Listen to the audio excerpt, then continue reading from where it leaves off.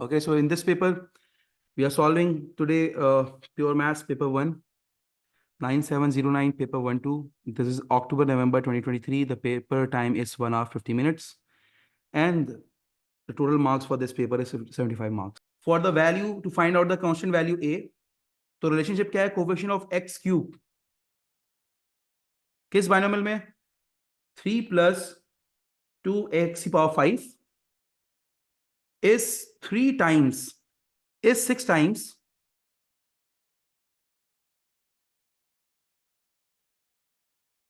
of coefficient of x square in which binomial? 3 plus 2ax power 6 over here. So we are going to use this relationship to find out the value of unknown constant. तो हमने सबसे पहले बेटा यहां पर 3 plus 2ax power 5 binomial को consider किया. इसमें x क्यूब वाली टर्म को निकाल के लेंगे हम लोग. तो यहां पर हमने फॉर्मूला अप्लाई करा 5cr ncr n की वैल्यू 5 हो गई.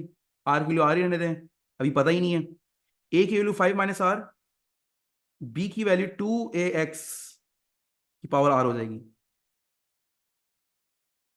तो देखो r की वैल्यू मैं यहां पर से खुद से डिसाइड कर रहा हूं that r value over here is 3 over here. r की वैल्यू 3 रख रहा हूं यहां पर.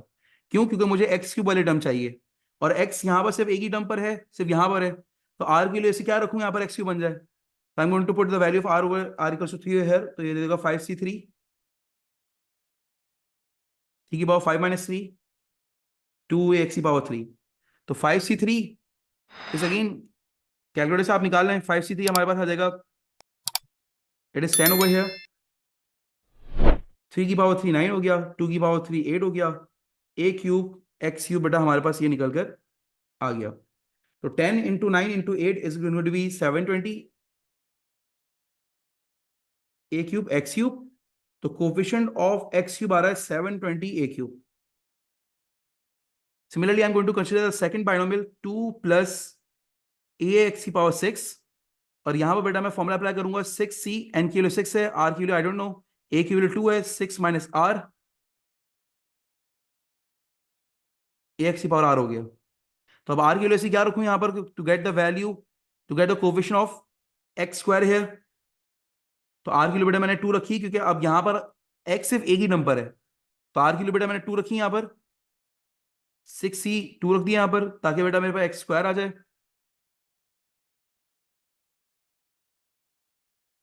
निकाला मैंने आंसर 6c2, इट इज 15.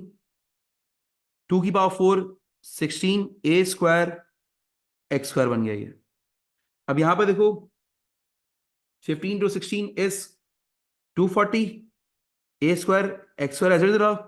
तो कोफिशिएंट ऑफ x स्क्वायर कितना आ गया 240 a स्क्वायर. अब इन दोनों के दरमियान ही तो रिलेशनशिप दिया हुआ था. Coefficient of x cube in this expansion is 6 time coefficient of x square.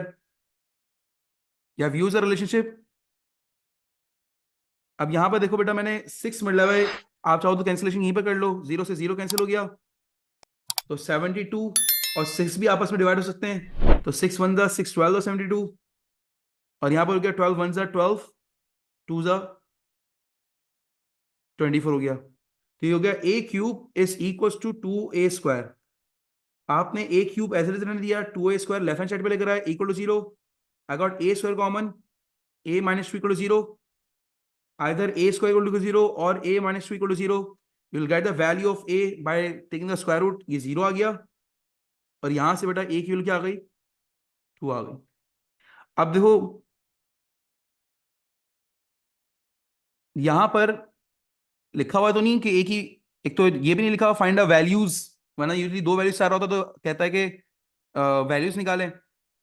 दूसरा 2 वैल्यूज का मतलब आनी नहीं है, एक हमारे पास 2 वैल्यू आ रही है. तो दूसरी बात ये कि a की वैल्यू यहाँ पर 0 नहीं रख सकते बेटा. अगर a की वैल्यू 0 रखेंगे तो बाइनोमियल बनेगा नहीं. तो इस वजह से बेटा मैंने यहां पर अब ये शो करने के बाद, ये शो करना है मुझे, उसके बाद I am going to say a is equal to, यहां पर लिख दो since a can not be equal to 0, can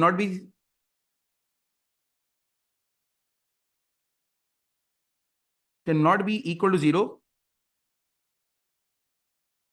therefore a is equals to 2 is your answer. है ना, हमने लॉजिकली बात कह दी कि अगर a की वैल्यू जीरो नहीं हो सकती। और यहां पर अगर आप ये चाहते हैं कि भाई ये ए से ए कैंसिल आउट कर दें, तो मैं कैंसिल आउट नहीं करता, जिसकी वैल्यू मालूम करनी है तो उसको कैंसिल नहीं करते हम लोग, उसकी वैल्यू निकालते हैं और फिर लॉजिकली बताते हैं कि भाई ये वैल्यू एक्सेप्टेबल है कि नहीं है। 9 क्वेश्चन में 2, क्वेश्चन 2 में कह रहा है find the exact solution of this equation. तो देखो यहां पर आपके पास जो इक्वेशन दी हुई है वो इनवर्स फॉर्म में दी हुई है। अब यहां पर आपने अगर x की वैल्यू निकालनी है और एग्जैक्ट वैल्यू निकालनी है, तो सबसे पहले तो बेटा आप कैलकुलेटर में यहां पर 1/6 पाई लिखा हुआ है ना, इसको एज इट इज रहने दें। tan इनवर्स 4x को भी एज इट इज रहने दें। कैलकुलेटर में cos इनवर्स √3/2 निकालें। अच्छा, अपने कैलकुलेटर को रेडियन मॉड में रखिएगा क्योंकि ये सवाल रेडियंस में दिया हुआ है। π/6 लिखा हुआ है ना, तो इसको आप रेडियंस में रखें। cos इनवर्स √3/2 लिखेंगे ना, विल गेट द आंसर π/6।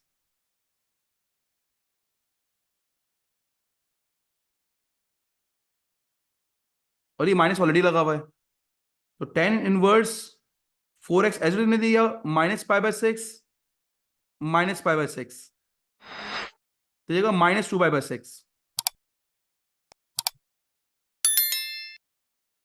हो गया -π/3। ठीक है ना। अब आप कैलकुलेटर में ही देख रहे हो, tan inverse right hand side आकर 10 बन जाएगा ये, और ये बन जाएगा बेटा 4x = 10 -π/3। तो आप कैलकुलेटर में लिखेंगे 10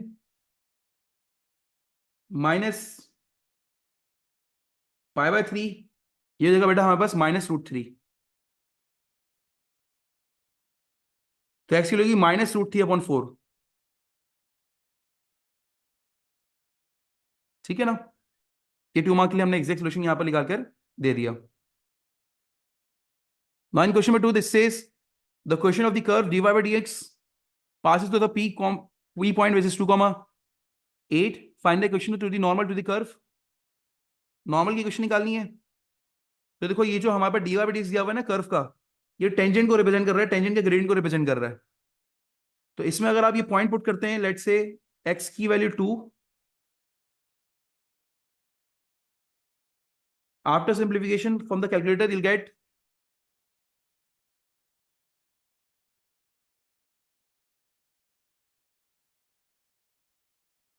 11/2। ये आपके पास बेटा टेंजेंट का ग्रेडियंट आ गया। अगर आपको नॉर्मल की क्वेश्चन निकालनी है तो नॉर्मल का ग्रेडियंट क्या आ जाएगा, नेगेटिव रेसिप्रोकल -2/11। आपके पास नॉर्मल का ग्रेडियंट आ गया, नॉर्मल का पॉइंट पता है किस पॉइंट पे बन रहा है हमारे पास, किस पॉइंट पे हमारे पास नॉर्मल बन रहा है y-y1 m x-x1। सिंप्लीफाई कर लें इसे, -2x/11 +4/11, ये -8 राइट हैंड जाके +8 हो जाएगा।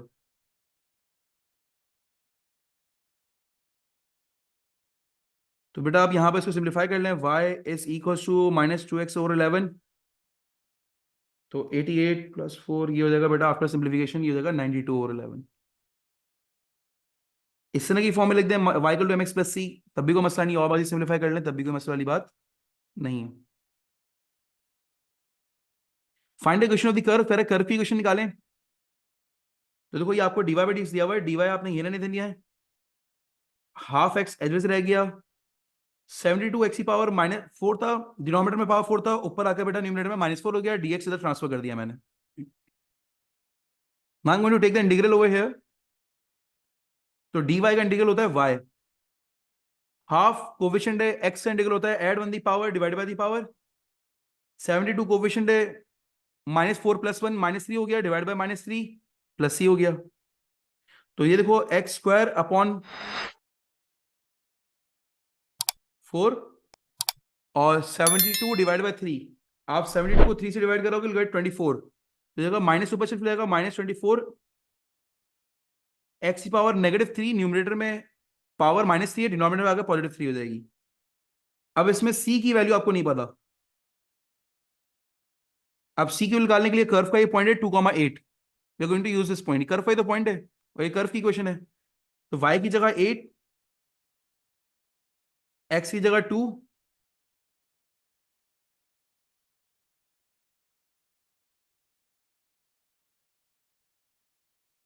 जगह 8, सिंप्लीफाई करने पर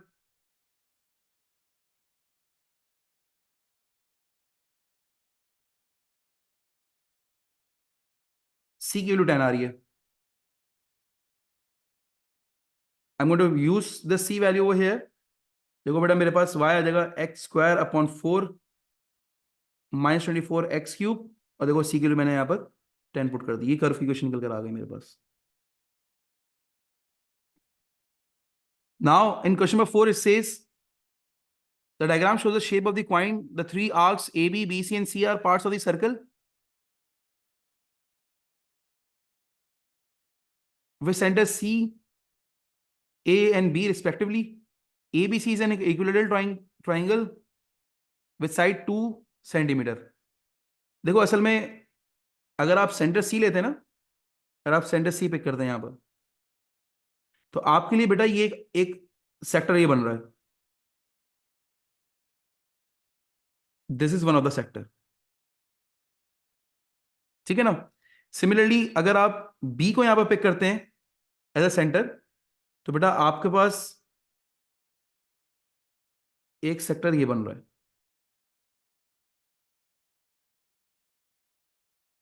this is one of the sector. इसी तरह अगर आप ए को पिक करते हैं, तो बेटा this is one of your sector.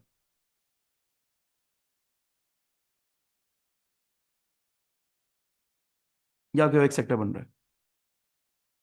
अच्छा ये बात याद रखें, जब वो ये बोलता है ना कि ए बी सी ट्राइंगल, ये ट्राइंगल बन रहा है और ये इक्वल ट्राइंगल है, इसका मतलब अगर ये लेंथ 2 है तो बेटा ये दोनों रेडियस भी 2 होंगे हमारे पास, ये भी हमारे पास क्या होंगे, 2 ही होंगे।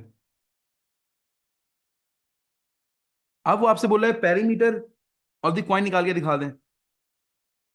अच्छा मैं यहां पर अब सबसे पहले आर्क लेंथ ऑफ बीसी निकालूंगा। आर्क लेंथ ऑफ बीसी निकालने के लिए देखो बेटा रेडियस यहां पर 2 है और यहां पर एंगल क्योंकि इक्वल ट्राइंगल है तो ये angle 60 degree which is π/3 radians हो जाएगा।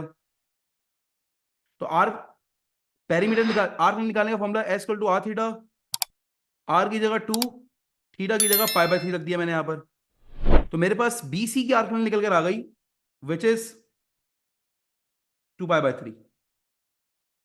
अब क्योंकि बेटा आपके पास सेम आर्क लाइन बेटा हमारे पास इसकी भी होगी, एसी की भी और एबी की भी, तीनों की आर्क लाइन सेम होगी क्योंकि एंगल भी इक्वल ट्राइंगल है, एंगल भी सेम है, रेडियस भी सेम होगा। तो पेरीमीटर अगर मुझे कॉइन का निकालना है तो 3 टाइम्स एस कर लूंगा, आर्क लाइन ऑफ बीसी कर लूंगा, तो पेरीमीटर ऑफ द कॉइन आ जाएगा विच इज 2π और ये जगह 3 सिग्निफिकर में 6.28 हो जाता है सेंटीमीटर। कह रहे find the area of the face ABC of the coin giving answer in the pi and √3 form. अब देखो बेटा यहां पर मुझे इस पूरे फेस का एरिया निकालना है। अब ये पूरी फेस कोई एक पर्टिकुलर शेप तो है नहीं, तो मैंने यहां पर इसको ब्रेक डाउन करा। मैंने बोला देखें काम करते हैं, सबसे पहले तो ये देखें आपके पास ये सेक्टर बन रहा है, मैं इस सेक्टर का एरिया निकालता हूं। इस सेक्टर का एरिया हो जाएगा r² θ/2, रेडियस बेटा हमारे पास 2 है, थीटा π/3 है, ये रेडियस 2 है और थीटा π/3 है 60 डिग्री, अपॉन 2 हो जाएगा यहां पर। तो आपका सिंप्लीफिकेशन ही हो जाएगा 2π/3, इसका एरिया निकल कर आ जाएगा। सही है ना सर। इस सेक्टर के एरिया में से what I am doing here कि मैं ट्राइंगल के एरिया, ये निकाल रहा हूं ट्राइंगल का area, this triangle area. Sir triangle का एरिया किस तरह निकालेंगे?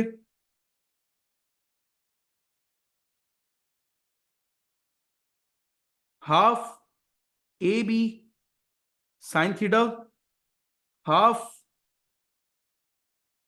2 × 2 साइन π/3। कैलकुलेटर रीडिंग मोड में रखें। आपको सही सी बात है, दो साइड है, उनके दरमियान का एंगल पता है, तो अगर आप ट्राइंगल को साइड पे रखेंगे 2 × sine, calculator should be in reading mode क्योंकि आप π/3 एंगल रख रहे हो।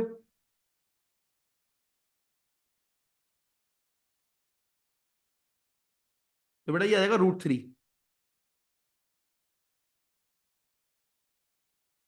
तो यहां पर बेटा मैंने ट्राइंगल का एरिया और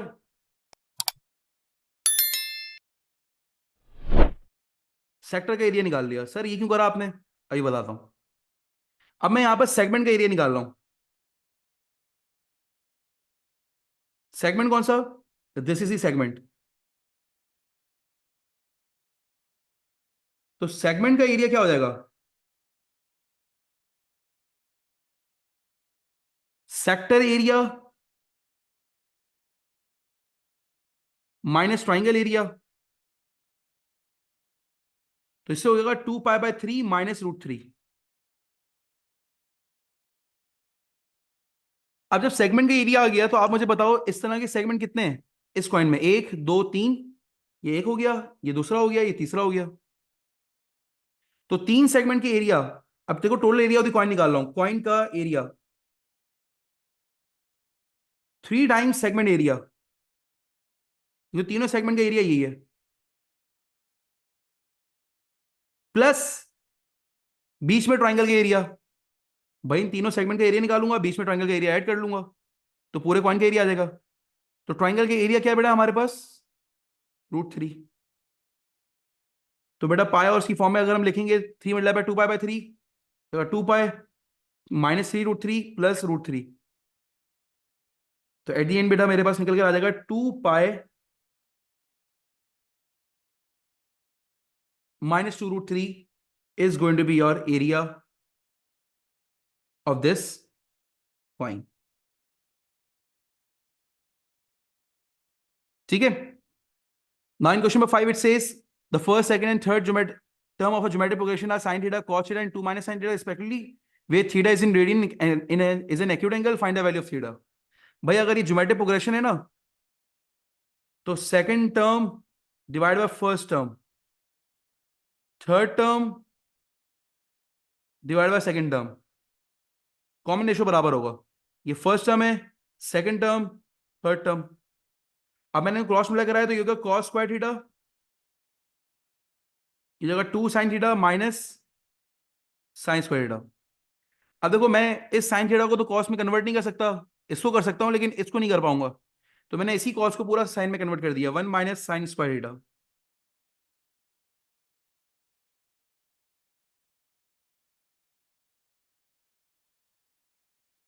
अब देखो यहां पर हमारी मजबूरी है, sine square theta sine square theta cancel हो गया हमारे पास, और ये हमारे पास बन गया 1 is equal to 2 sine theta. तो देखो हमारे सर पास अगर आप ये बन गया 1/2 सर अगर is equal to sine theta. अब देखो क्योंकि थीटा एक एक्यूट एंगल है, तो यहां पर डायरेक्टली आप साइन इनवर्स 1/2 करें, आपको सिर्फ एक ही एंगल निकालना है, वो भी एक्यूट, और यहां से एक्यूट एंगल आ जाएगा sine inverse 1/2, that is π/6, 30 degree. ठीक है ना। अगर आप इसको कोऑर्डिनेट सिलेक्शन करते हैं, साइन थीटा पॉजिटिव है, तो फर्स्ट कोऑर्डिनेट हमारे पास होगा, क्योंकि थीटा एक एक्यूट एंगल है। अब आप अल्फा निकालेंगे साइन इनवर्स 1/2 करके, तो अल्फा की वैल्यू π/3 आ जाएगी।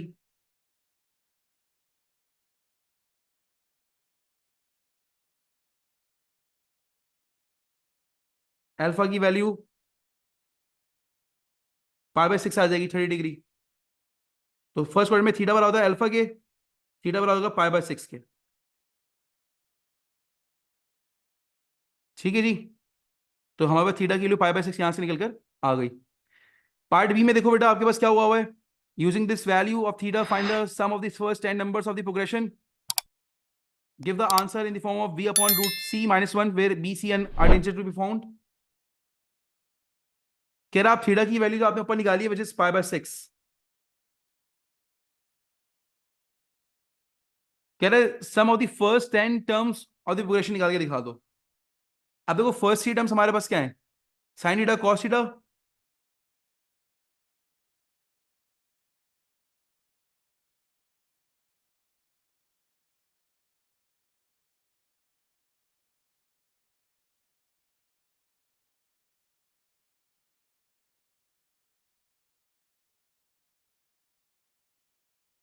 तो फर्स्ट 3 टर्म्स बेटा आपके पास क्या आ जाएंगी, sine pi by 6, sine 30 is 1/2, cos pi by 6 cos 30 is √3/2,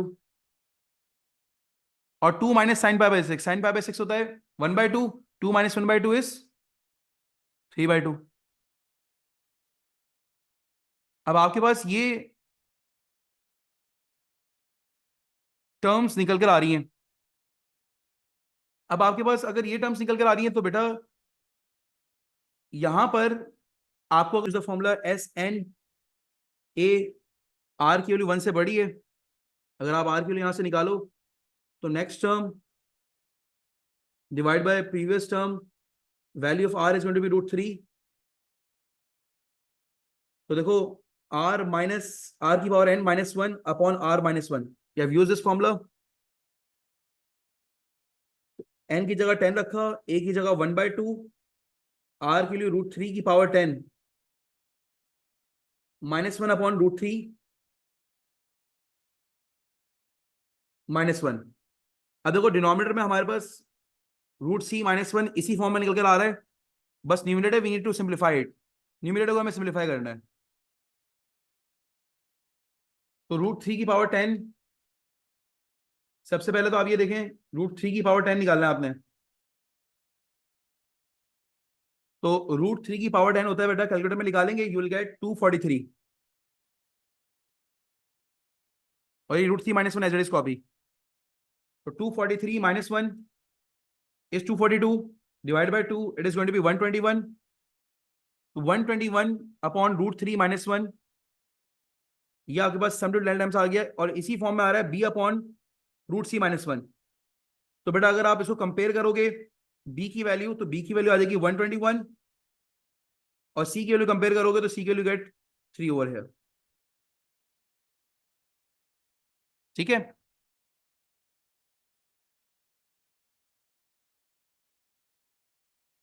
Now in the next question, question number 6, they are saying the equation of the curve is y equal to x square minus 8x plus 5. Find the coordinate of the minimum point of the curve. ये आप computing square से भी निकाल सकते हो, कोई quadratic equation है, और आप डेरिवेटिव से भी निकाल सकते हो. मैंने डेरिवेटिव लिया dy by dx, ये हो गया 2x minus 8, और आप डेरिवेटिव को इक्वल टू 0 रखोगे तो इससे बेटा आपके पास टर्निंग पॉइंट का एक्सपोनेंट आ जाएगा, that is going to be x is equal to 4. ये x की वैल्यू बेटा कर्व की इक्वेशन में डायरेक्टली पुट कर दोगे.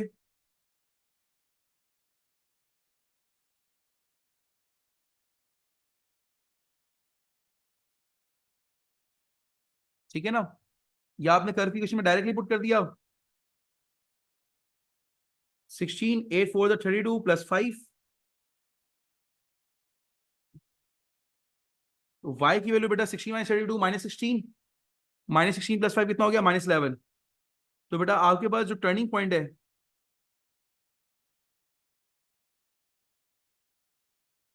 4 माइनस 11 आ जाएगा.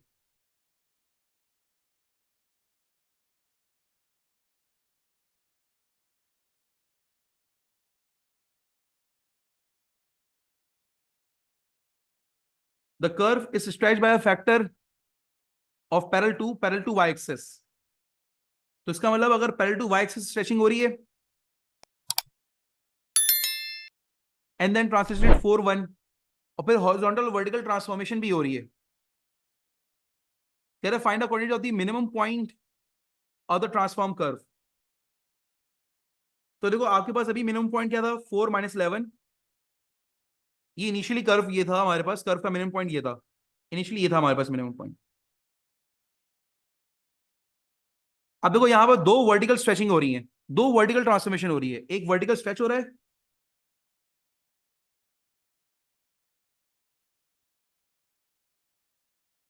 एक वर्टिकल ट्रांसलेशन हो रही है। तो बेटा वर्टिकल ट्रांसलेशन और वर्टिकल स्ट्रेचिंग में हमें ऑर्डर को सेम रखना है, ऑर्डर को जरा ध्यान से रखना है। क्या रखना है हमें? पहले बॉड मास रूल है, पहले आपने मल्टीप्लीकेशन करवानी है।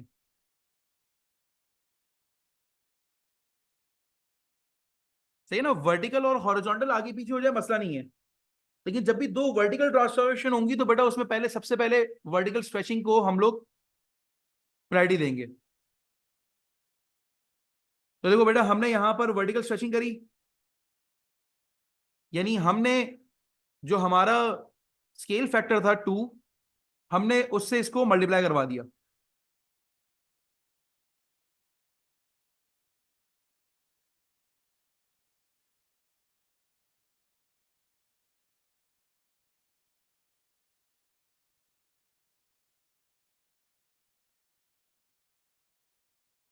ठीक है, अब उसके बाद बेटा हमें हमारे पास यहां पर ट्रांसलेशन है। तो ट्रांसलेशन में बेटा मैंने यहां पर फिर वर्टिकल ट्रांसलेशन करवाई, इसमें बेटा मैंने 1 ऐड करवा दिया, तो जगह 4 माइनस 21, और फिर हॉरिजॉन्टल ट्रांसलेशन करवाई।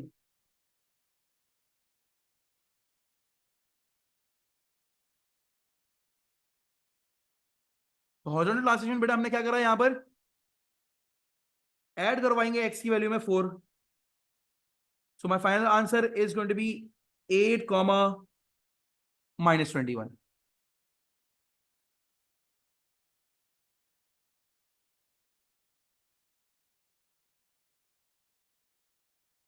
ठीक है जी, ये हमारा फाइनल आंसर निकल कर आ जाएगा मिनिमम पॉइंट का आफ्टर ट्रांसफॉर्मेशन। अच्छा देखो question part C says find the equation of the transform curve given that the equation in the form of y equal to ax square plus bx plus c। तो देखो आपके पास curve की equation ये थी x square minus 8x plus 5। अब जो transformation ऊपर हुई है वही ट्रांसफॉर्मेशन इस कर्व में कर दो, इस कर्व की इक्वेशन में कर दो। यानी पहले आप वर्टिकल स्ट्रेचिंग करेंगे, आप पूरी इक्वेशन को 2 से मल्टीप्लाई कराएंगे, यानी पूरी ये जो y की वैल्यू है इस पूरे को आप 2 से मल्टीप्लाई कराएंगे। तो this will become y is equals to, ये आपने पहले वर्टिकल स्ट्रेचिंग कर दी।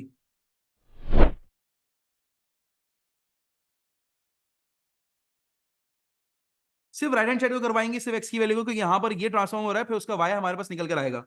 यानी अगर आप चाहें तो यहां से ये y हटा दें। Just need to find out this stretching on this curve. मैंने 2 से मल्टीप्लाई करा दिया, पूरी स्ट्रेचिंग हो गई। उसके बाद वर्टिकल ट्रांसलेशन, वर्टिकल ट्रांसलेशन बेटा हमारे पास क्या थी कि आपने 1 ऐड करवा दिया था, तो मैं यहां पर 1 ऐड करवा रहा हूं, वर्टिकल स्ट्रेचिंग करवा दी मैंने, वर्टिकल ट्रांसफॉर्मेशन करवा दी। अब बेटा मैं हॉरिजॉन्टल ट्रांसफॉर्मेशन करवा रहा हूं। हॉरिजॉन्टल ट्रांसफॉर्मेशन बेटा रिप्लेसमेंट होती है। हॉरिजॉन्टल ट्रांसफॉर्मेशन कौन सी है? 4 प्लस 4 हॉरिजॉन्टल ट्रांसफॉर्मेशन है। तो बेटा आप यहां पर हॉरिजॉन्टल ट्रांसफॉर्मेशन में x को रिप्लेस करोगे, x माइनस 4 का whole square, 16 into x minus 4 plus 11, इसको सिंप्लीफाई कर लोगे, ये हो जाएगा x square minus 8x plus 16 minus 16x plus 64 plus 11, ये 2x square 16x 32 minus 16x plus 64 plus 11, 2x square ऐसे रहा माइनस 32x ऐसे रहा, 32 प्लस 64, तो 32 प्लस 64 प्लस 11, ये आ गया 107।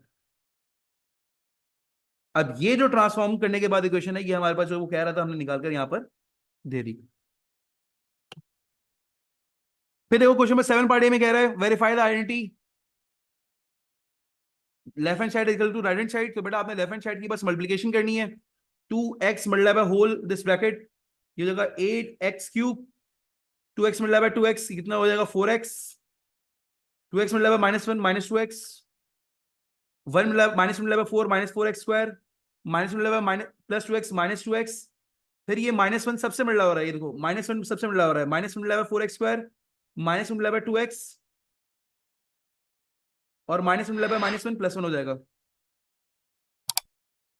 ये जाएगा 8x³, ये देखो +4x, -2x कैंसिल हो गया, -4x² +1 हमारे पास लिख दिया, राइट हैंड साइड निकल कर आ गई।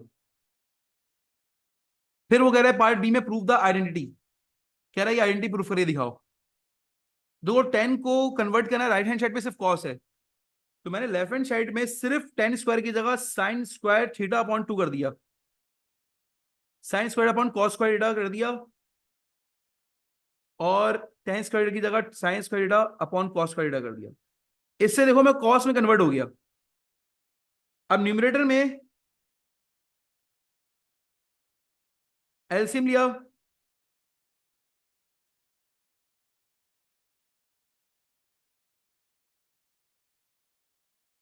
sin² प्लस cos² और डिनोमिनेटर में भी हो गया sin²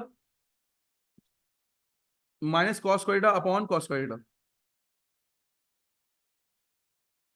ये cos² डिनोमिनेटर दोनों सेम थे, कैंसिल हो गए। न्यूमरेटर में sin² प्लस cos², ये हो जाएगा बेटा 1 के बराबर। डिनोमिनेटर में sin² माइनस cos² है, तो sin² की जगह देखो 1 माइनस cos² इनपुट दे दिया, आइडेंटिटी अप्लाई कर दी यहां पर,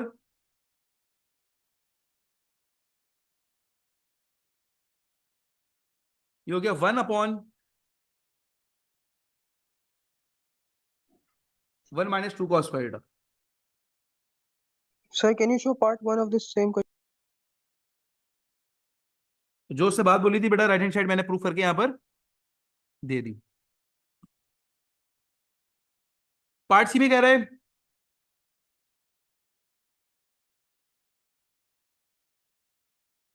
using result of A and B solve the equation. अब देखो हमारा टारगेट क्या होता है, कभी भी ट्रिग्नोमेट्रिक इक्वेशन को सॉल्व करें तो उसको सिंगल ट्रिग्नोमेट्रिक फंक्शन में कन्वर्ट करें। तो देखो tan² minus tan² +1 upon tan² -1, इसको अभी हमने कन्वर्ट करा है 1/(1 - 2 cos²।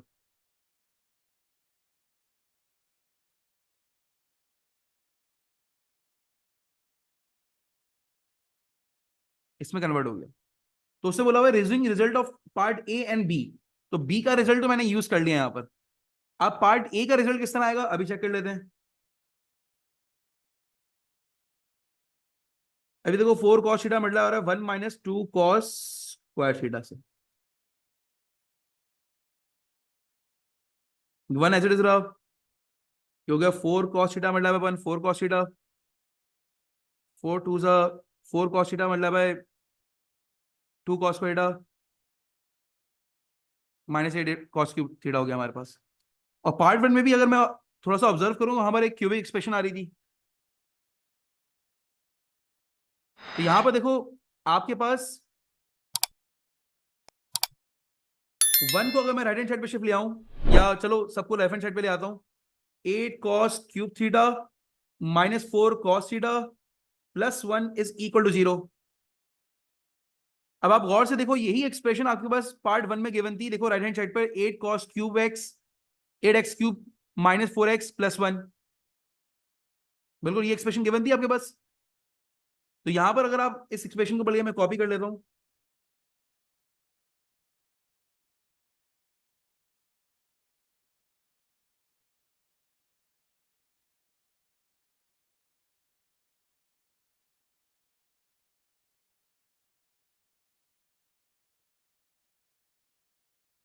तो अगर आप कंपेयर करो इसकी हमारी लेफ्ट हैंड साइड और इसकी राइट हैंड साइड बिल्कुल जैसे जैसे आ रही है, बस x की जगह cos थीटा लिखा हुआ है,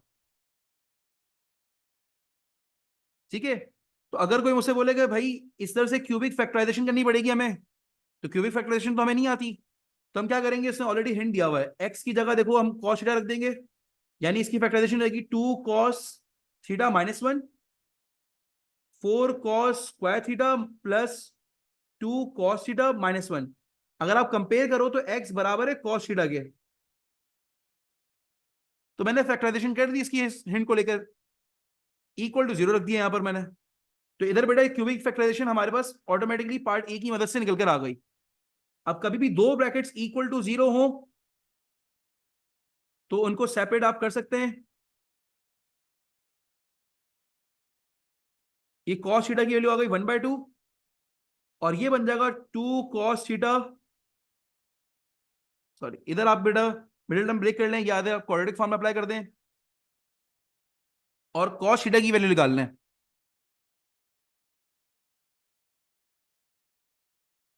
यहां पर बेटा मैं मिडिल टर्म ब्रेक नहीं कर रहा, क्वाड्रेटिक फॉर्म लगा रहा हूं। बी की वैल्यू माइनस बी की वैल्यू 2 आ जाएगी, तो माइनस बी का स्क्वायर, ए की वैल्यू 4, सी की वैल्यू -1 अपॉन 2a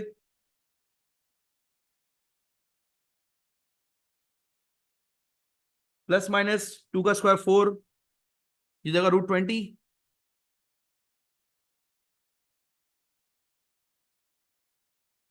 अपॉन 2 4 8, √20 हो जाता है बेटा हमारे पास 2√5। अगर आप 2 कॉमन निकाल कर कैंसिल आउट कर दें तो it will become -1 plus minus √5/2 हो जाएगा, √5/4 हो जाएगा। या आपके पास दो कॉस की वैल्यूज आ गई। अब देखो आपके पास कॉस की जो रेंज है ना वो 0 से लेकर 180 तक है, थीटा की जो रेंज है। तो विद इन दिस रेंज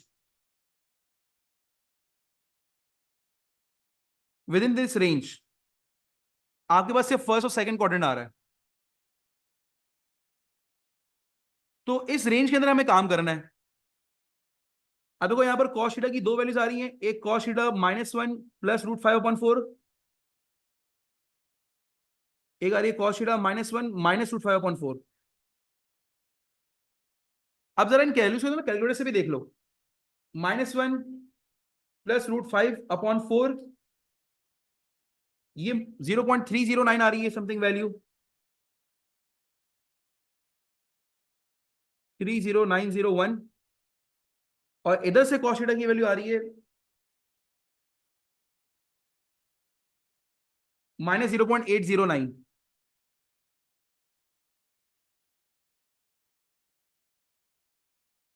90, ये वैल्यूज आ रही है।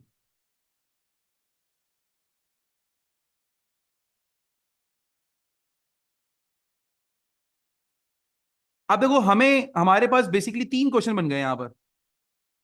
इन 3 क्वेश्चन से बेटा हमें आंसर निकालना है। तो देखो आपके पास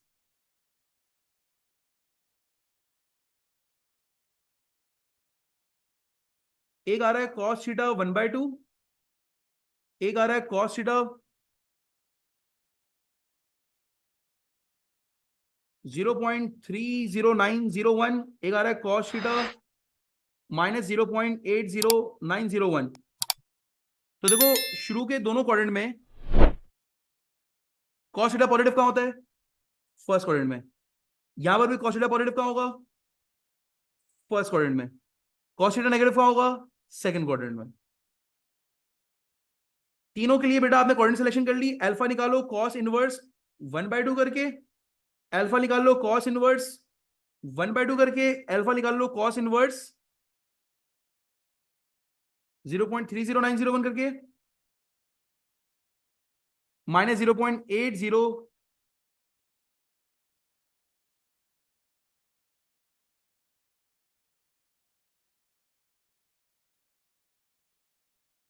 901 करके। तो यहां पर निकालो cos इनवर्स 1/2।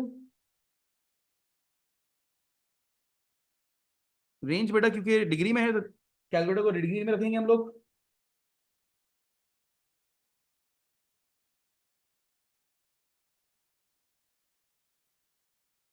ये आपके पास बेटा अल्फा आ गया 60 डिग्री, और ये बेटा आपके पास, मैं असल में ना इसकी एग्जैक्ट वैल्यू रख रहा हूं ताकि थोड़ा एग्जैक्ट एक्यूरेसी रहे, -1 plus √5/4, that is going to be 72 degree. बहुत एग्जैक्ट आंसर दे रही है। और ऊपर भी बेटा मैं -1 माइनस, इसलिए मैंने वैल्यू रखी है 144, ये अल्फा दे रहा है 144। इधर है ना आपने माइनस साइन इग्नोर करना है, ये माइनस साइन इग्नोर करना है क्योंकि आपको एक्यूरेट वैल्यू चाहिए।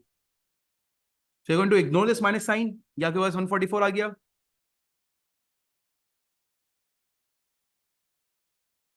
माइनस साइन इग्नोर करेंगे तो बेटा आपके पास ये आ जाएगा आंसर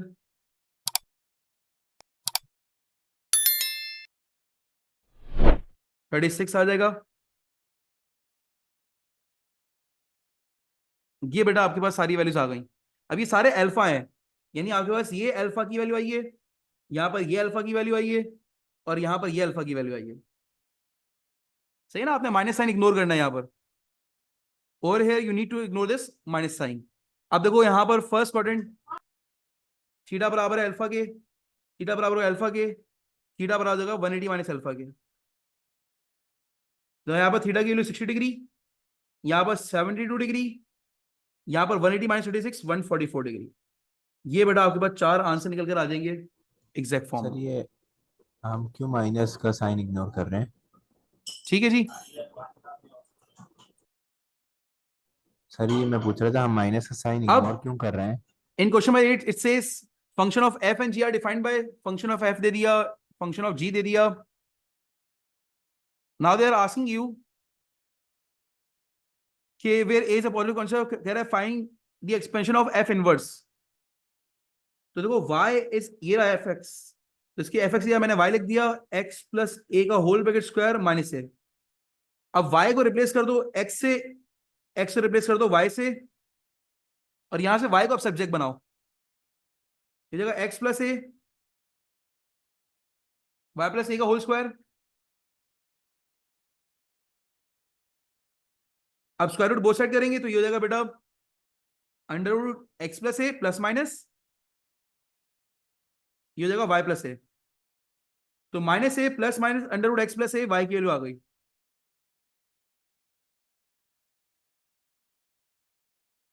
ये हमारे पास इनवर्स निकल कर आ जाएगा।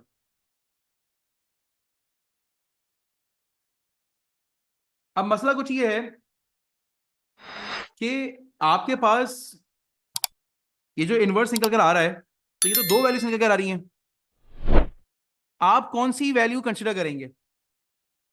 देखो ये बात यहां पर डोमेन में इन्होंने जरा डिफाइन करा हुआ है, x less than minus A. इसकी डोमेन जो फंक्शन ऑफ एक्स है ना, इसकी डोमेन है X equal to minus A, X is less than equal to minus A. देखो अगर मैं इस फंक्शन का, ये क्वाड्रेटिक फंक्शन है, अगर मैं इसकी डायग्राम बनाऊं ना, तो इसका टर्निंग पॉइंट आएगा माइनस ए कॉमा माइनस ए। ये प्लस ए लिखा हुआ है ना, बेसिकली यहां पर इसको कंपेयर करो एक्स माइनस एच का होल ब्रैकेट स्क्वायर प्लस के से, तो देखो आपके पास एच और के की वैल्यू क्या आ जाएगी, माइनस एच बराबर हो जाएगा प्लस ए के, एच की वैल्यू माइनस आ गई, प्लस के बराबर होगा माइनस ए के, तो के की वैल्यू माइनस ए आ गई। देखो ये टर्निंग पॉइंट आ गया आपके पास, वो टर्निंग पॉइंट के लेफ्ट हैंड साइड का इन्वर्स आ रहा है, बस टर्निंग पॉइंट के लेफ्ट हैंड साइड का इन्वर्स आ रहा है। तो अगर टर्निंग पॉइंट के लेफ्ट हैंड साइड का इन्वर्स आता है, तो बेटा मैं यहां पर सिर्फ y की वैल्यू एक लिखूंगा माइनस ए, माइनस वाली वैल्यू लिखूंगा अंडर रूट एक्स प्लस ए। सिर्फ ये मेरा आंसर होगा, फाइनल आंसर, मेरा ऊपर वाला आंसर नहीं होगा। आपने दोनों आंसर नहीं लिखना, दिस इज योर आंसर।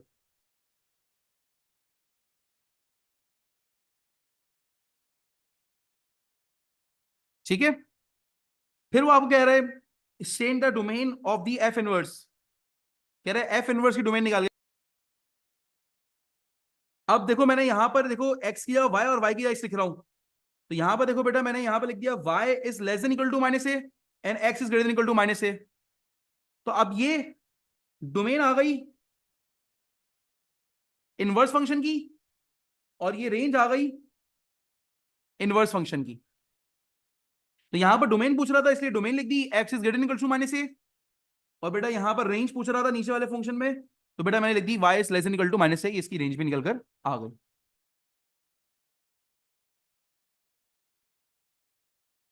कह रहे given that a is equal to 7/2 solve the equation g of fx।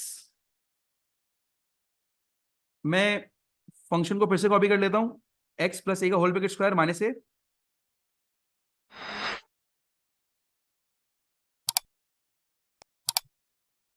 और यहां पर बेटा g का फंक्शन है 2x माइनस 1।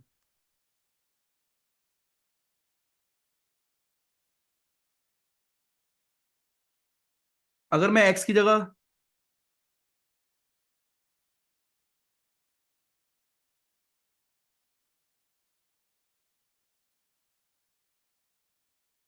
a की जगह 7/2 पुट कर दिया, ये मेरे पास f ऑफ x आ गया। अब उसने बोला जी ऑफ एफ एक्स निकालो, जी ऑफ एफ एक्स किस तरह निकलेगा? देखो जी वाला फंक्शन है 2x-1, तो x की जगह बेटा ये पूरा फंक्शन में इनपुट दे रहा हूं,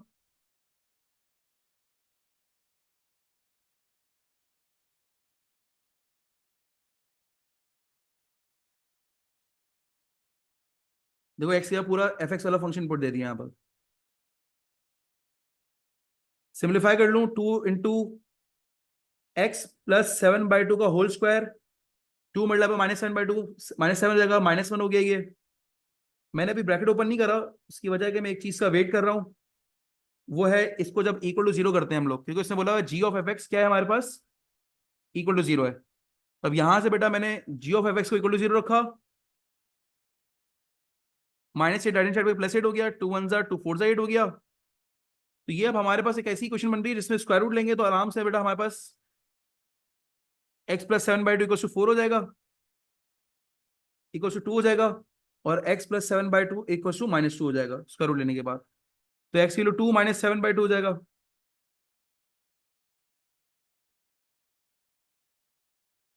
2 to the 4, और 4 - 7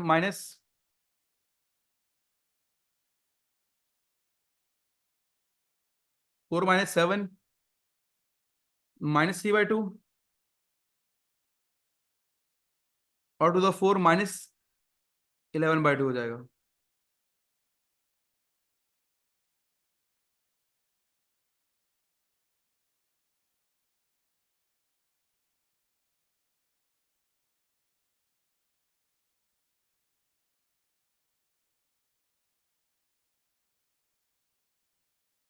अच्छा, अब यहां पर हमारे पास दो आंसर आ रहे थे, लेकिन ये दोनों आंसर सही नहीं है हमारे लिए।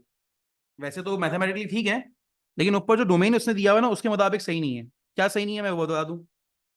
देखो आपके पास जब भी आप जी ऑफ एफ एक्स निकाल रहे हो वट, तो जी ऑफ एफ एक्स की डोमेन वही होगी जो एफ ऑफ एक्स की है।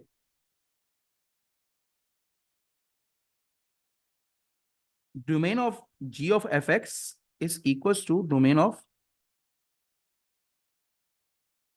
F X. दोनों की डोमेन क्या होंगी? बराबर होंगी। तो अब हमारे पास domain of G of F X क्या है? X is less than -7/2, less than equal to -7/2। देखो डोमेन ऑफ एफ क्या है? X is less than -7/2। Domain of G of F X भी यही है। डोमेन का मतलब एक्स की वैल्यू।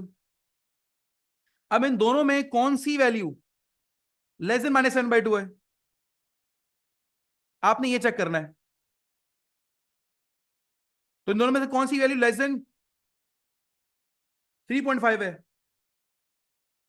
तो -11/2 इज लेस देन 3.5। देखो ये हमारे पास -5.5 है, ये मेरे पास -1.5 है, ये मेरे पास -3.5 है। कौन सी वैल्यू -3.5 से छोटी है? सर ये वाली वैल्यू। तो we are going to consider only one value which is x is equal to -11/2। बेटा हमारा आंसर सिर्फ यही होगा। ऊपर जब भी डोमेन और रेंज गिवन होगी ना तो हमें इस तरह मोहतात होकर काम करना पड़ेगा। अब क्वेश्चन नंबर 9 में देखो क्या कह रहे हैं। The diagram shows the curve with equation. दो कर्व की इक्वेशन दे दी है, कह रहे हैं पॉइंट इंटरसेक्शन निकाल के दिखा दो। तो जाहिर सी बात है इन दोनों इक्वेशन को साइमल्टेनियस सॉल्व करूंगा, दोनों के y को आपस में इक्वेट कर रहा हूं।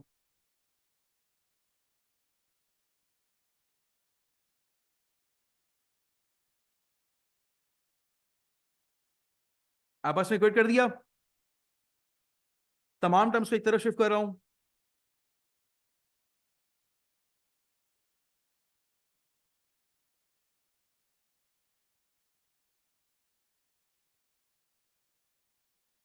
ये दोनों लाइक टर्म्स है हमारे पास, x की पावर -1/2, दोनों की पावर -1/2 है।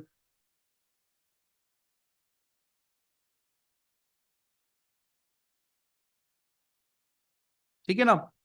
अब ये पावर -1/2 को अगर मैं डिनोमिनेटर में ले आऊं,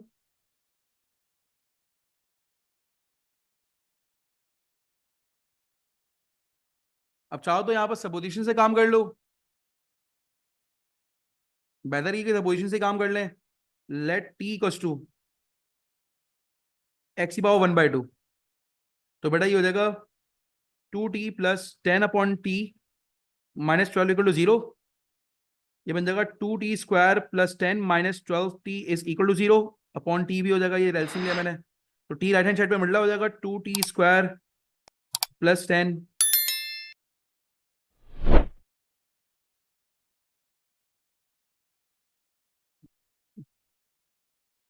तो मिडिल टर्म ब्रेक कर लो, t² plus 5 minus 6t equal to 0। बहुत ही खुल खुल के काम कर रहा हूँ।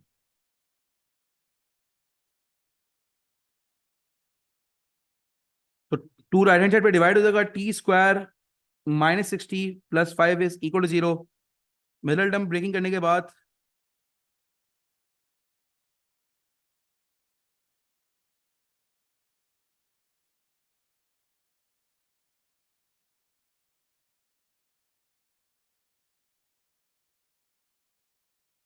t के लिए 105 आ गई, t बराबर x पावर 1/2 के।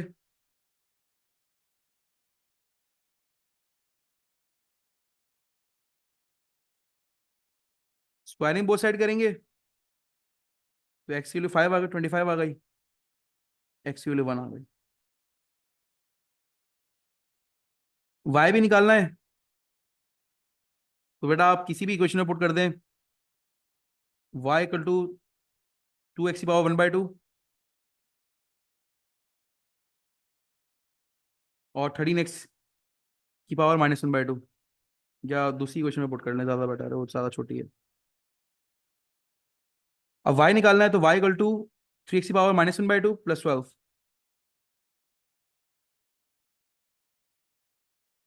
तो आपने x या 5 पुट करा,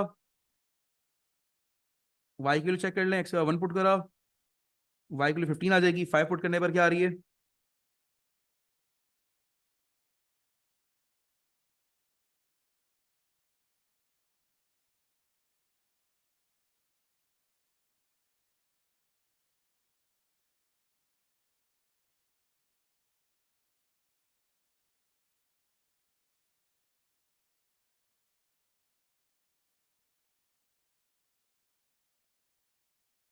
इट्स 25 नॉट 5।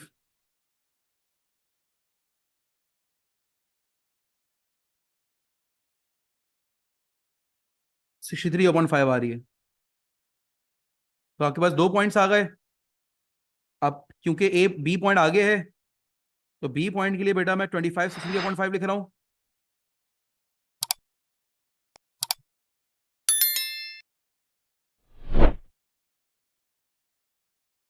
और ए पॉइंट के लिए बेटा मैं 1,15 लिख रहा हूं। ये हमारे पास ए और बी पॉइंट आ गए। Find the area of the shaded region, कह रहा है ए का शेडेड रीजन का एरिया निकाल दिखा दो। इट इज वेरी ऑब्वियस कि ये जो ऊपर वाला कर्व है इसके एरिया अंडर द कर्व निकालेंगे, माइनस नीचे वाले कर्व का area under the curve minus करवा देंगे, इसका एरिया अंडर द कर्व निकालेंगे इस होल थिंग, और इसमें से बेटा area under this curve minus करा देंगे, ये वाला एरिया माइनस करवा देंगे, तो शेडेड रीजन का एरिया आ जाएगा। तो ऊपर वाली कर्व की इक्वेशन है, मैं पहले यहां पर लिख देता हूं, फिर नीचे कॉपी कर लूंगा। Area of the shaded region किस तरह आएगा,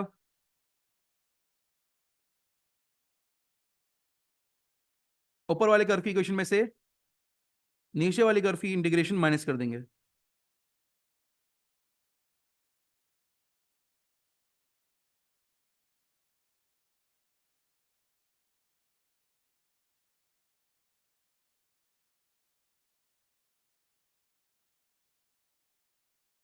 और लिमिट क्या रखेंगे, लिमिट वही एक्स की वैल्यू जो यहां पर हम लोग ने ए और बी के पॉइंट्स निकाले हुए हैं। तो ए और बी के पॉइंट्स निकाले हुए हैं 25 और 1, इसको हम इंटीग्रेट कर लेंगे।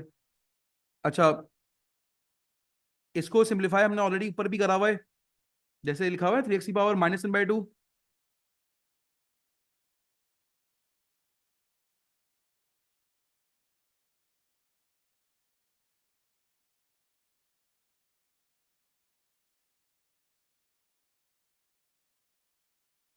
तो 13 माइनस ये हो जाएगा -2x की पावर 1/2, पहले मैंने ये लिख दिया, 3 माइनस 13 एक्स की पावर -1/2, तो -10 एक्स की पावर -1/2 हो जाएगा, plus 12 as it is copy कर लिया। इंटीग्रेशन करेंगे तो add on the power divide by the power जाएगा 3/2 डिवाइड बाय 3/2, ये जगह -1/2 प्लस 1 1/2, नीचे भी 1/2, 12x प्लस सी, और यहाँ पर हो जाएगा बेटा 25 और 1 लिमिट हो जाएगी। सिंप्लीफाई करेंगे इसे, -4x की पावर 3/2 एज इट इज आ गया, 20x की पावर 1/2, 12x प्लस सी आ गया। अब हर जगह बस पहले लिमिट 25 पुट कर लें,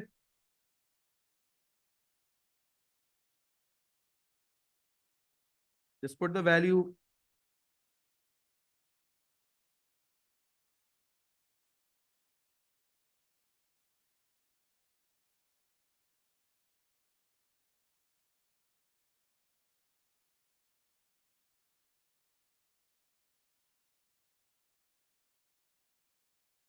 लोअर लिमिट पुट कर दें अब यहां पर,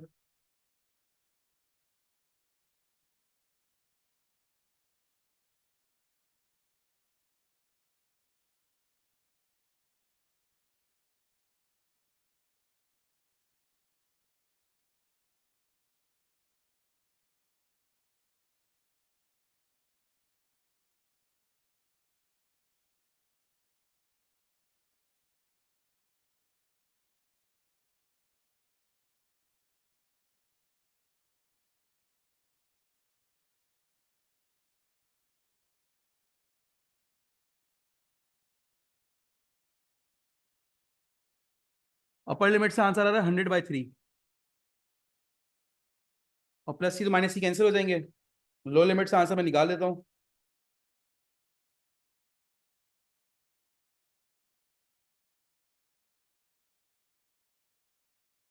-28/3 आ रहा है, तो जगह 100 प्लस 28/3, 128 डिवाइड बाय 3, तो बेटा आपके पास ये आंसर 128/3 ही हो जाएगा। 3 सिग्निफिकेंट में निकालेंगे तो 42 पॉइंट, ये बन रहा 42.66, तो 42.7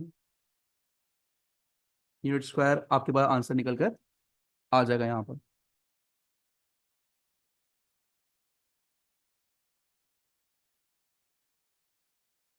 Okay, so in question number 10, it says the equation of the curve y is equals to fx, where fx is 4x minus 3 whole bracket power 5/3 minus 20/3 into x. Now this is the function जिसकी वो बात कर रहा है। Find the x coordinate of the stationary point of the curve and determine its nature. हमें stationary point निकालना है और उसका भी सिर्फ x कोऑर्डिनेट निकालना है, y नहीं निकालना, इसने क्लियरली यहां पर बता दिया है। तो हम लोग कभी भी स्टेशनरी पॉइंट निकालना होता है, we always take out the derivative. We are going to take the derivative of this function fx. So f dash x is going to be the derivative which is called dy by dx. तो यहां पर है power 5/3, whole bracket power 5/3 multiply by coefficient, subtract 1 in the power 5/3 minus 1 is 2/3। फिर base का derivative यानी 4x minus 3, जो base यहां पर है, दिस इज द बेस, इसका डेरिवेटिव हो जाएगा 4x minus 3 का डेरिवेटिव, 4x का डेरिवेटिव 4 और 3 का डेरिवेटिव 0, -23 बाय x का डेरिवेटिव -20/3, x का डेरिवेटिव 1 हो जाता है यहां पर। अब they're asking you to find out the stationary point, तो बेटा आपको इसको डेरिवेटिव को इक्वल टू 0 रखना है, बट पहले थोड़ा सा सिंप्लीफाई कर लेते हैं। This 4 minus 0 is 4, 4 multiplied by 5 is 20,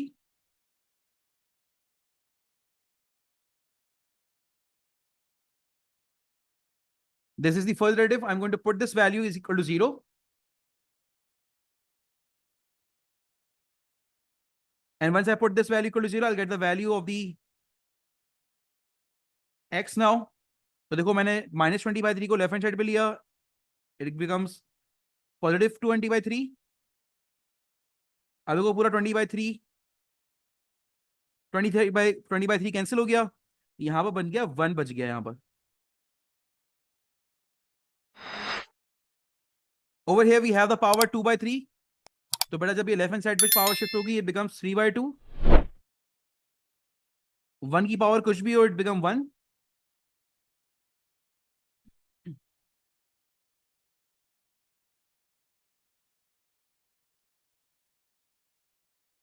अच्छा यहां पर 4x-3 एड्रेस बच गया।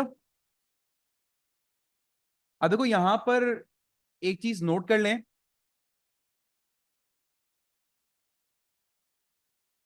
कि आपके पास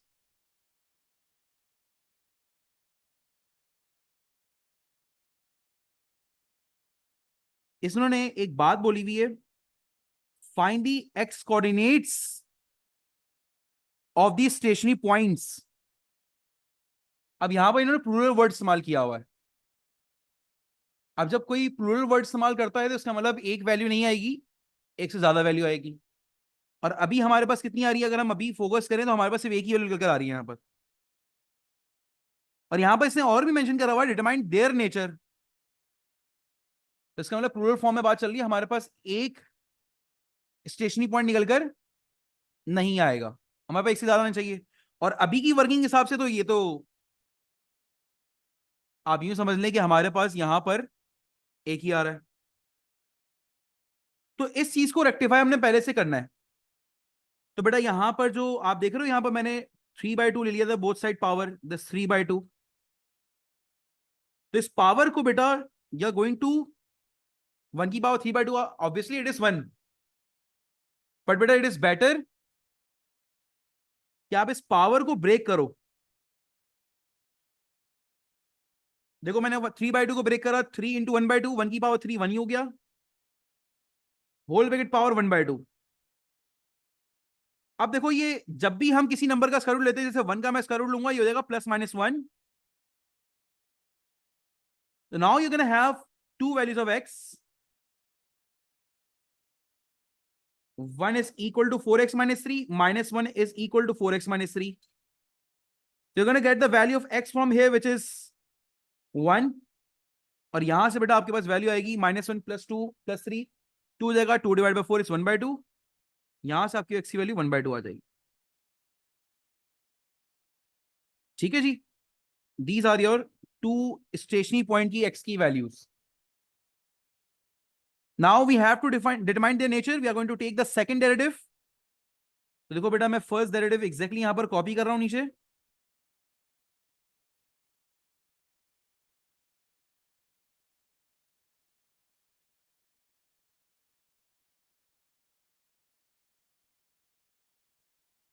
मैं इसका वापस से डेरिवेटिव लूंगा, this power 2/3 multiply by 20/3, so it becomes 40/9,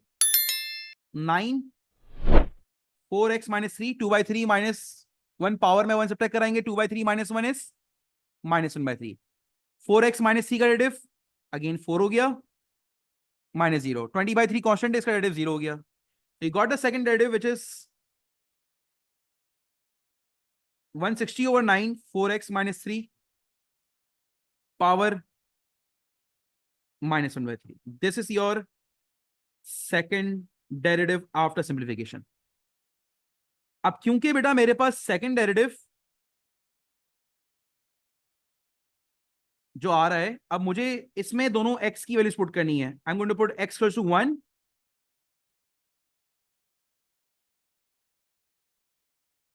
and I am going to see कि इससे मेरा सेकंड डेरिवेटिव क्या आ रहा है। अगर second derivative is greater than 0 then that point is minimum, if the second derivative is greater than 0 that point is minimum, अगर less than 0 तो that point is maximum। तो 160/9 कैलकुलेटर में वैल्यूज में put कर रहा हूं अभी, 4 into 1 into -3 whole bracket power -1/3। So you got the value 160/9, इसका आंसर आ रहा है 160/9 ही आ रहा है, which is greater than 0। तो x is equal to 1 is minimum point।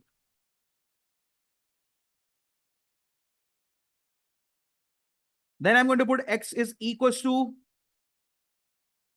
1 by 2. तो देखो f dash of 1 by 2, f double dash of 1 by 2, 160 over 9.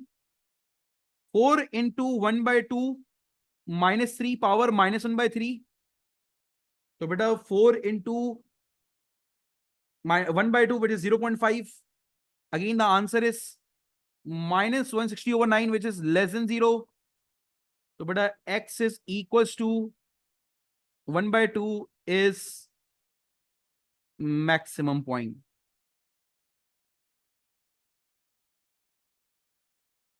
ठीक है?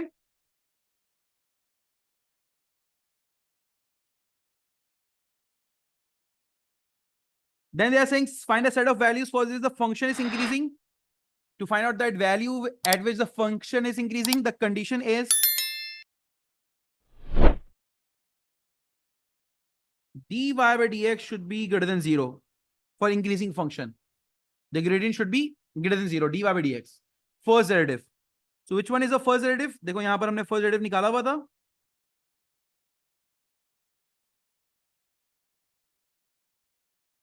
I'm just going to copy this one.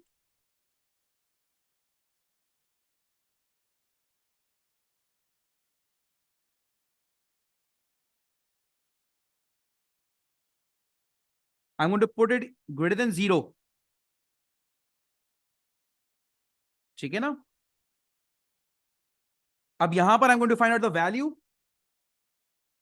Again, मैं यहां पर वही काम करने जा रहा हूं जो अभी हम लोग पहले कर चुके हैं.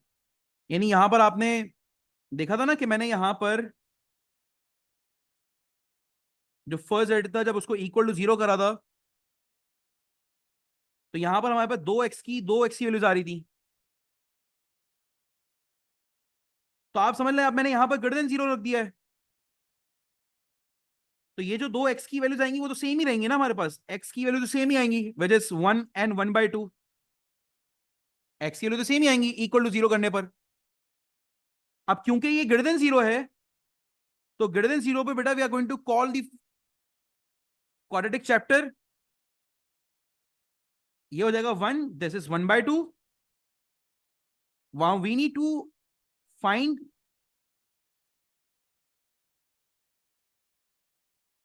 कहां पर वैल्यू ग्रेटर देन 0 होती है. Sir this is the portion of greater than 0. This is the portion of greater than 0. तो कौन सी वैल्यूज पर it is greater than 0? x is greater than 1 and less than 1 by 2.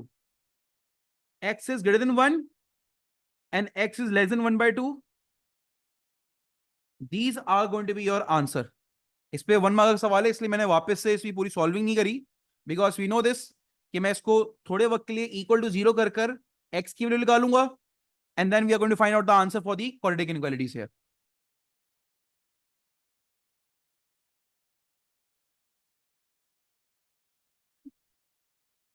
The coordinates of the point AB, question number 11 is the coordinates of the point A, B, C are 6, 4, P7, 14, 18 respectively, where P is a constant. The line AB is perpendicular line BC.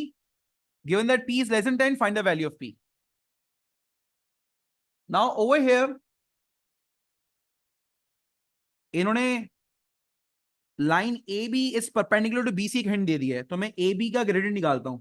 Let's find out the gradient of AB. So gradient formula is, when 2 points are given, y2 minus y1 upon x2 minus x1.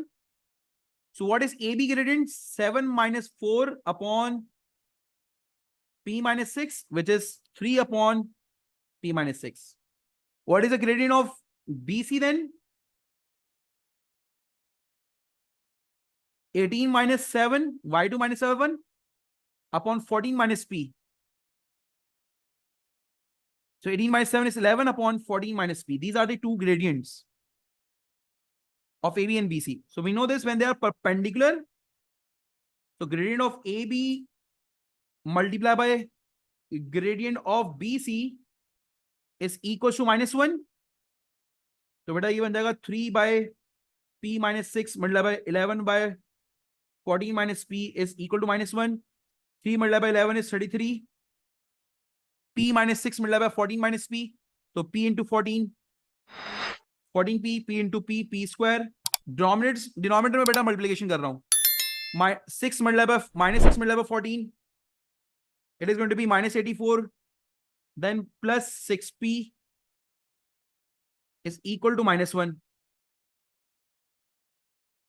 So basically you're going to get the value minus p square, 14 plus 6, 20p, minus 84 is equal to minus 1.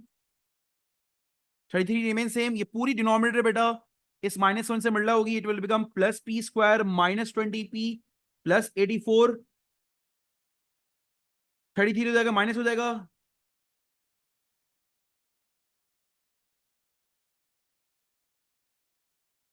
अब इसकी middle term break करें, you'll get the value of p,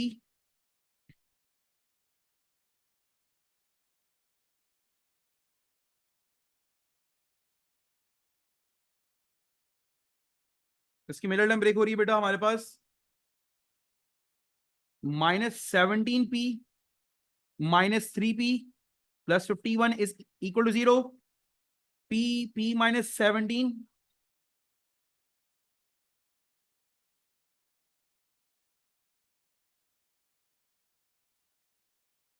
तो p की value बेटा 17 आ रही है and you are getting the value of 3, so we are going to only accept the value p is equal to 3, क्योंकि उसने बोला हुआ था सवाल में स्टार्टिंग में that p value is less then 10। यहां पर देखो p value is less then 10, that's why मैंने p की वैल्यू 3 यहां पर एक्सेप्ट करी, मैंने बाकी वैल्यू 17 को इग्नोर कर दिया। आपने बकायदा अलग से इसको लिखकर और यहां पर आंसर लिख देंगे तो उनको पता चल जाएगा कि आपने इस आंसर को, इस चीज को एक्सेप्ट करा है। Now circle is passing through the point ABC, find the equation of the circle। अब ये A point, B point, 6 4 P7,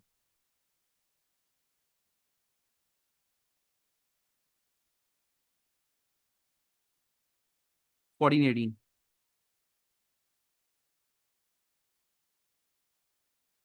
Now they are saying कि with the help of this 3 point, find the equation of the circle।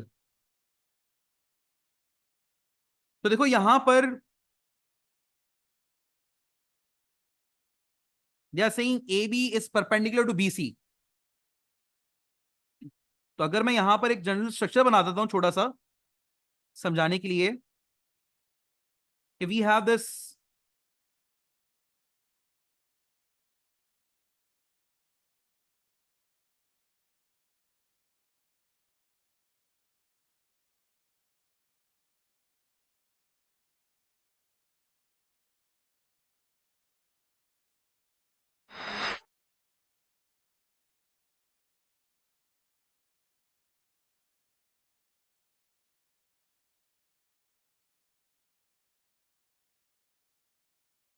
देखो जब यहां पर ये बोल रहा है कि ऊपर इसने प्रूव करवाई ये बात कि ए बी, लेट्स से ये हमारे पास ए पॉइंट है, ये बी पॉइंट है, ये सी पॉइंट है।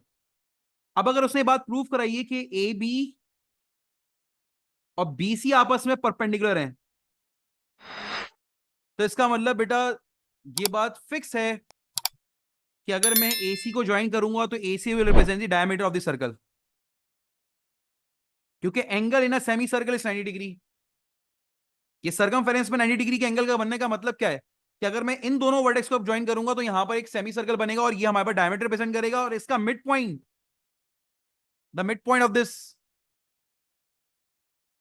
Is going to be your centre of the circle. तो एसी का मिड पॉइंट निकाल रहा हूं, तो सेंटर ऑफ द सर्कल, क्योंकि सर्कल की इक्वेशन के लिए सेंटर चाहिए और रेडियस चाहिए, तो सेंटर कैसे निकलेगा? मिड पॉइंट की मदद से। मिड पॉइंट किसका? एसी का। तो मिड पॉइंट बेटा मेरे पास कुछ यूं आ जाएगा कि एसी का एक्स कोऑर्डिनेट,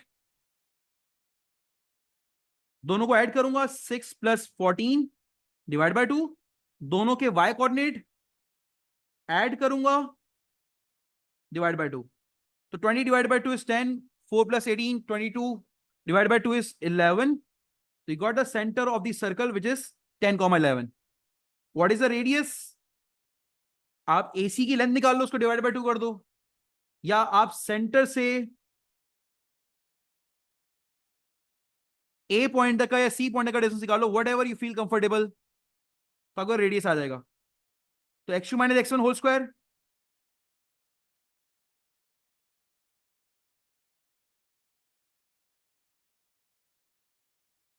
ये देगा 4 का स्क्वायर, 18 माइनस 11 7 का स्क्वायर। तो at the end you will get the answer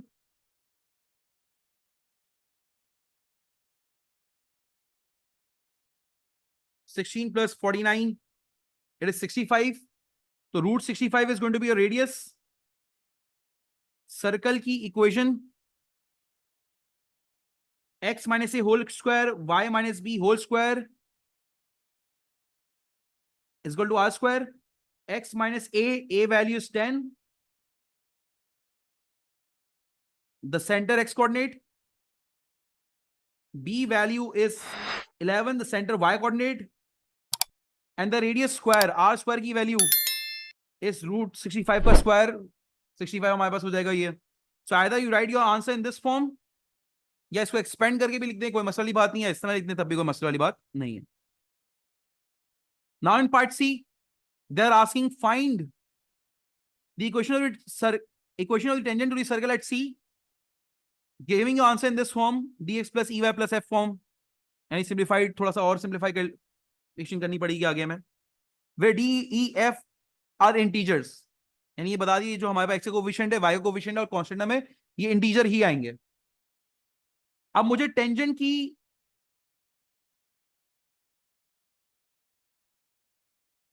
equation चाहिए at C point.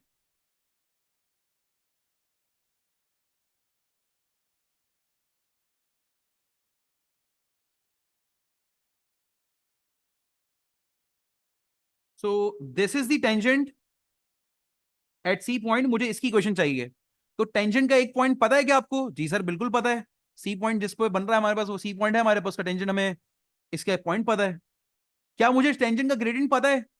Sir gradient नहीं पता मुझे टेंजेंट का. तो मैंने बोला देखो आपने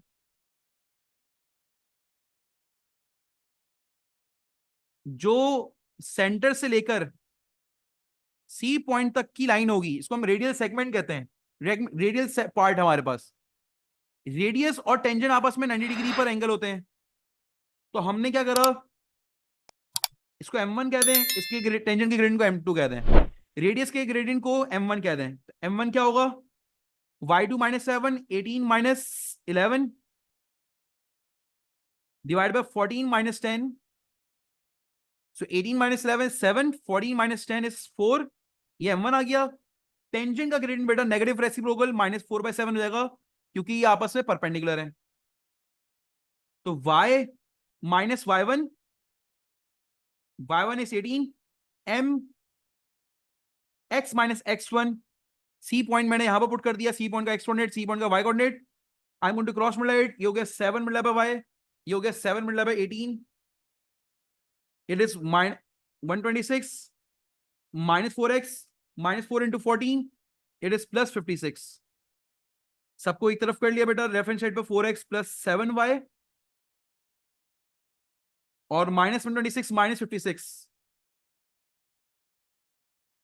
It is going to be minus 182 equal to 0. This is going to be the equation of the tangent here.